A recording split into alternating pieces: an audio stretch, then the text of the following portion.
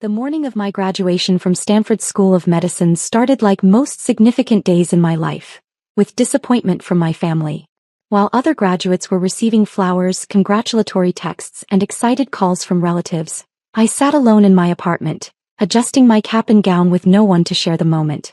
My phone buzzed once. A text from Mom, "We'll be there. Try not to trip on stage." That was it. No, congratulations. No, we're proud of you. Just a reminder that even on my biggest day they expected me to embarrass them somehow. I had earned my master's in healthcare administration with a 4.0 GPA while working part-time at 3 different medical facilities. For 6 years I'd studied complex healthcare systems, insurance regulations, medical billing procedures and patient advocacy protocols. I'd written my thesis on navigating insurance appeals in complex medical cases, and had already been offered positions at 2 major hospital systems. But to my family I was still just Emma, the daughter who'd chosen the easy path instead of becoming a lawyer like my brother David or a surgeon like my cousin Marcus. The graduation ceremony was held in Stanford's main auditorium, a massive space filled with proud families celebrating their graduates' achievements. I spotted my parents, my brother David and my sister Michelle sitting in the middle section, looking like they were attending a mandatory work meeting rather than their daughter's graduation. As I walked across the stage to receive my diploma, I caught sight of them in the audience. Mom was checking her phone, Dad was looking at his watch and Michelle was taking a selfie with David. None of them were even watching as the dean announced my name and academic honors. When I returned to my seat, the family next to mine was cheering wildly for their graduate. The grandmother was crying happy tears, the father was taking dozens of photos, and the siblings were holding up a homemade banner that read, "We're so proud of you." I felt a sharp pang of envy watching their celebration. That's what I'd always imagined my graduation would look like. A family genuinely excited about my accomplishments, proud of the hard work I'd put in, eager to celebrate this milestone with me. Instead, I had 3 people who couldn't wait for the ceremony to end. After the official proceedings concluded, families flooded onto the lawn outside the auditorium for pictures and celebrations. I found my family standing near the parking lot, clearly ready to leave. "Finally done embarrassing this family with your worthless degree," Mom whispered as I approached, her voice carrying just enough for nearby families to hear. The words hit me like a physical blow, especially on what should have been one of the proudest days of my life. Dad nodded in agreement, his arms crossed tightly across his chest. 6 years of school for what? Hospital paperwork. "At least it's over," Michelle added, rolling her eyes dramatically. "Now maybe you can get a real job and stop living like a college student forever." David, fresh out of law school and already working at a prestigious firm downtown, smiled smugly. "Some people just aim lower, I guess. Not everyone can handle the pressure of a real professional program." Their words stung, but I'd learned over the years not to react. Any defense of my chosen field would just lead to more mockery, more comparisons to David's superior career choice, and more reminders that I was the family disappointment. "Can we at least take a few pictures?" I asked, still wearing my cap and gown, hoping to salvage something positive from the day. Mom sighed dramatically as if I'd asked her to climb Mount Everest. "I suppose we should document this achievement. But make it quick. David has dinner reservations." "Dinner reservations?" I asked hopefully. "Are we celebrating?" "David's celebrating," Dad corrected. "He just made partner track at his firm. We figured we could kill 2 birds with 1 stone, your graduation and his real accomplishment." Of course. Even my graduation day had to be about David's success. We took exactly 5 pictures, with my parents looking like they were posing for a police lineup rather than celebrating their daughter's academic achievement. Mom kept checking her phone between shots, Dad looked at his watch repeatedly, and Michelle spent the entire time texting her friends about how bored she was. "This healthcare administration thing," Mom said dismissively while we waited for David to adjust the camera. "What exactly do you plan to do with it?" "File medical records." "It's much more complex than that," I began, but Dad cut me off. "Spare us the sales pitch, Emma. We know it's just fancy paperwork. David deals with real problems, life-changing cases. You'll be shuffling papers in some back office." David nodded condescendingly. "No offense, but healthcare administration sounds like something they train people for in community college. Not exactly Stanford-level work." "Actually," I said quietly, "the program is highly competitive. Only 30 students were accepted this year out of over 800 applicants." Michelle laughed. "That's because nobody wants to do boring hospital stuff. The smart people go to law school or medical school. Like Marcus, Mom added proudly. Now there's someone who made something of himself. A surgeon at 32 making real money, saving actual lives. The comparison to my cousin Marcus was a familiar pain. He was the family golden child, the one everyone pointed to as an example of success. Meanwhile, I was treated like the family charity case, the one they tolerated out of obligation. Are you coming to dinner? Mom asked, though her tone made it clear she hoped I'd decline. Actually, I have plans, I lied, not wanting to spend my graduation dinner listening to 2 hours of praise for David while my achievement was ignored or worse, mocked. Probably for the best, Dad said. These celebration dinners are really for people with something meaningful to celebrate. As they walked toward the parking lot, I heard Michelle say loudly, "Thank God she's not coming." Can you imagine trying to explain to the waitstaff what a healthcare administration degree even is?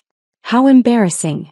Their laughter echoed across the graduation lawn as I stood alone in my cap and gown, watching other families take photo after photo, their joy genuine and infectious. I felt more isolated than ever, wondering why I'd even invited them to witness what they clearly considered a non-achievement. Other graduates were being taken out for elaborate celebration dinners, receiving flowers and gifts, having their families brag to strangers about their accomplishments. I was getting criticized for choosing a field my family didn't understand and being uninvited from my own graduation dinner. But then as they reached their car, Mom's phone rang. I was still close enough to hear her answer with her usual clipped, professional tone. "Hello, this is Catherine Mitchell." "Mrs. Mitchell, this is Jennifer Walsh from Pacific General Hospital's billing department. I'm calling about your insurance claim from last month's cardiac procedure." I watched Mom's posture immediately stiffen. She'd had a minor heart procedure a few weeks earlier, nothing serious, but it had required an overnight stay and some follow-up care. Insurance had been giving her some trouble, but she'd assured everyone it was just routine paperwork delays. "Oh yes," Mom said, her voice already showing signs of stress. "What's the update on that?" "I'm afraid I have some concerning news. Your claim has been denied again and we've exhausted the standard appeals process. The paperwork discrepancies are more complex than we initially thought, and there are coding errors that are affecting your coverage." I could see the color starting to drain from Mom's face as she gripped the phone tighter. "What does that mean exactly?" she asked, her voice smaller now. "You're looking at approximately $127,000 in out-of-pocket expenses for the procedure, the hospital stay, the specialist consultations and the follow-up care." The phone nearly slipped from Mom's hand. $127,000? But I was told everything would be covered under my plan. Dad had moved closer, his face growing increasingly concerned as he tried to listen to the conversation. "I understand your shock, Mrs. Mitchell. Unfortunately, these healthcare billing situations can be extremely complex. The insurance company is claiming that certain procedures weren't pre-authorized correctly, and there are discrepancies between what your cardiologist submitted and what the hospital coded." Mom's hand was visibly shaking now. But I can't afford that. We don't have that kind of money." "I completely understand your position. These cases require someone with specialized knowledge of medical billing procedures, insurance protocols and healthcare administration to navigate the appeals process effectively." I stood frozen, watching my mother panic about the exact field she'd been mocking just minutes earlier. "A healthcare administration specialist?" Mom repeated weakly. "Yes, someone with expertise in medical coding, insurance regulations, billing procedures and patient advocacy. They understand the system from the inside and know how to communicate with insurance companies in their own language. Without that expertise, cases like yours rarely get resolved favorably." Mom hung up the phone looking devastated. The confident, dismissive woman who'd been mocking my degree 20 minutes earlier was gone, replaced by someone who looked genuinely terrified. "What's wrong?" David asked immediately. "The insurance." Mom's voice was barely a whisper. "They're denying the claim. We owe $127,000. The family went silent. That amount of money would destroy their finances, potentially force them to sell their house and devastate their retirement plans. "David, you can help us fight this, right?" Dad asked desperately. "Legal action, lawsuits, something?" David shifted uncomfortably, suddenly looking much less confident than usual. "Dad, this isn't really my area of expertise. I do corporate law, mergers, acquisitions, business contracts. Medical billing disputes are completely different." "But you're a lawyer." Mom protested, grasping for any solution. Medical billing law is incredibly specialized, David admitted reluctantly. It involves healthcare regulations, insurance protocols, medical coding systems. It's like a completely different language. The panic in their voices was growing. These were the same people who'd spent years dismissing my chosen field as paperwork and easy, and now they were discovering that it involved complex systems they couldn't even begin to understand. So what do we do? Michelle asked, for once looking genuinely concerned instead of bored. We need to hire someone, Dad said grimly. A specialist like the hospital suggested. That could cost thousands just in consulting fees, Mom said, her voice breaking. And there's no guarantee they can fix it. David nodded slowly. Healthcare administration consultants charge premium rates because their expertise is so specialized. We could be looking at $15,000 to $20,000 just to hire someone good enough to handle a case this complex. As they stood there in the parking lot, the reality of their situation began to sink in. They needed exactly the kind of expertise they'd been mocking, and they couldn't afford to hire it. Mom's phone rang again. This time it was her cardiologist's office with additional questions about insurance coverage for her follow-up appointments. As she struggled to understand the medical terminology and coding requirements, I watched Dad's frustration grow. This is impossible, Mom said after ending the call. They're asking about procedure codes, billing modifiers, network providers. I don't understand any of this. It's like they're speaking a foreign language, Dad agreed, his earlier confidence completely gone. Michelle looked around helplessly. There has to be someone who can help us. We need someone who understands how hospitals work from the inside, David said slowly. Someone who knows the billing systems, the insurance protocols, the medical coding. The silence that followed was deafening. All four of them stood there, slowly realizing that they'd spent years dismissing exactly the expertise they now desperately needed. Finally, Michelle spoke up hesitantly. Didn't Emma just graduate with some kind of healthcare degree? All eyes turned to me.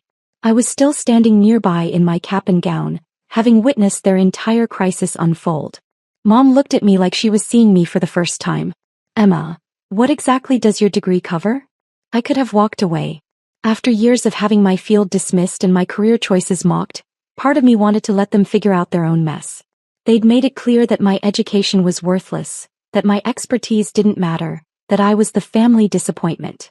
But despite everything, they were still my family. And this was an opportunity to show them exactly what my worthless degree could do. Healthcare administration, I said calmly. Medical billing procedures, insurance protocols, healthcare systems management, regulatory compliance, appeals processes, medical coding, patient advocacy. Dad's eyes widened. That sounds exactly like what we need. I also completed specialized certifications in insurance claim resolution and medical billing dispute management, I continued. My thesis focused specifically on navigating complex insurance appeals in cases where initial claims have been denied. Mom stared at me in amazement. You learned how to fix problems like this? It's literally what I've spent 6 years studying, I said. Healthcare administration isn't just filing paperwork. It's understanding how medical systems work, how to navigate insurance bureaucracy, how to identify billing errors, how to advocate for patients when the system fails them. The transformation in their expressions was remarkable. Suddenly, my worthless degree was the most valuable thing in the world. The hospital billing representative mentioned that these cases require someone who can communicate with insurance companies in their own language, I added. That's exactly what healthcare administrators are trained to do. David looked genuinely impressed for the first time in years.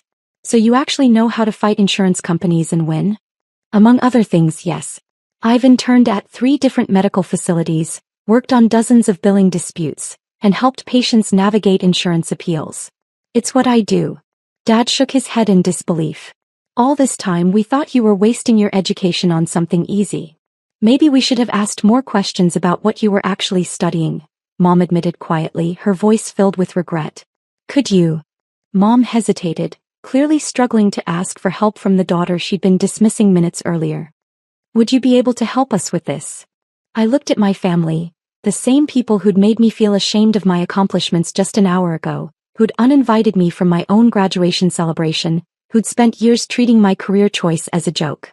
Part of me wanted to say no, to let them experience the consequences of dismissing something they didn't understand. But this was also an opportunity to demonstrate the real value of my education and to help my family when they needed it most. I'll need to see all your paperwork, I said. Insurance cards, medical records, billing statements, procedure codes, everything from the original consultation through the follow-up care. We have everything at home, Dad said eagerly. How long do you think this might take to resolve? Depends on the complexity of the errors and how cooperative the insurance company is willing to be, but I've seen cases like this completely reversed in a matter of weeks with the right approach and documentation. Mom looked like she might cry with relief. Emma, I had no idea your degree was so practical and important. Most people don't understand what healthcare administration involves, I said diplomatically. They think it's just paperwork and filing, but it's really about understanding incredibly complex systems and advocating for people who get lost in the bureaucracy. David was shaking his head in amazement. That actually sounds like more challenging work than what I do. At least corporate law follows logical patterns. Healthcare systems sound like controlled chaos. They can be, I agreed. That's why it takes specialized training to navigate them effectively. Michelle put her phone away for the first time all day. So you actually fight insurance companies for a living? Patient advocacy is a big part of it, yes. When someone gets a $127,000 bill for a procedure that should have been covered, there's usually a way to fix it if you know how the system works. Dad looked at me with what might have been respect for the first time in years. All this time, we thought you were choosing an easy path instead of something challenging like law or medicine. Healthcare administration requires understanding medical terminology, insurance law, billing regulations, coding systems, patient privacy laws, and advocacy procedures, I explained. It's not easier than other fields, it's just different. And apparently exactly what we need right now, Mom said softly. That evening, instead of David's promotion celebration dinner, we went back to my parents' house. I spread their medical paperwork across the dining room table and began working through their case systematically.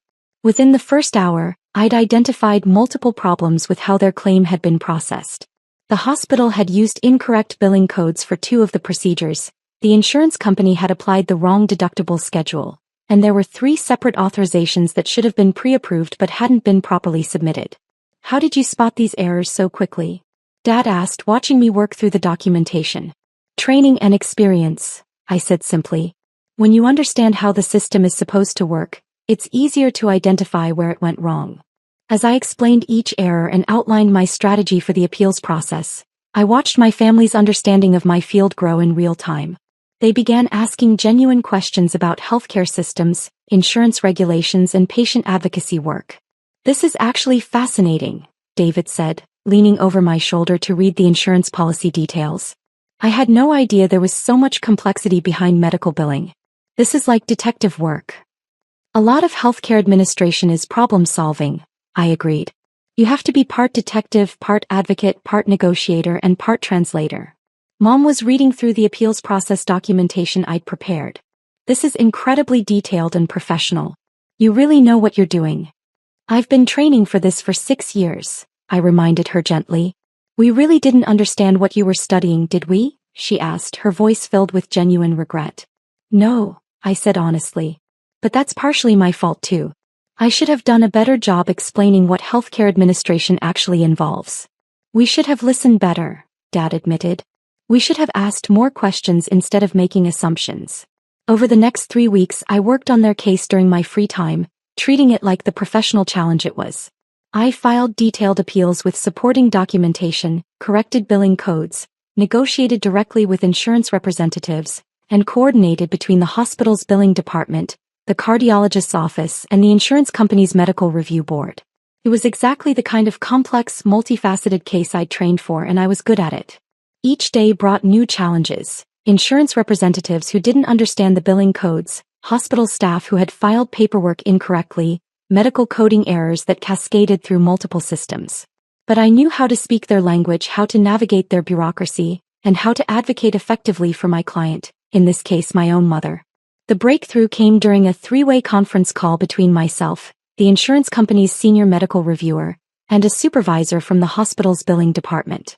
I'd identified a critical error in how the initial authorization had been processed, and I was able to demonstrate that the insurance company had incorrectly applied an out-of-network penalty to procedures performed by in-network providers. Ms. Mitchell, the insurance reviewer said after I'd walked through my documentation, this is some of the most thorough appeals work I've seen. You clearly understand our systems better than most healthcare administrators I work with. After the call ended, I had to wait 2 business days for the final determination. When the approval came through, I called Mom immediately. The appeal was successful, I told her. Your out-of-pocket expense will be $2,400 instead of $127,000. The silence on the other end lasted so long I thought we'd been disconnected. Emma. Mom's voice was thick with emotion when she finally spoke. You saved us $124,600? The insurance company made procedural errors and the hospital's billing department made coding mistakes, I explained. I just knew how to identify and correct them systematically.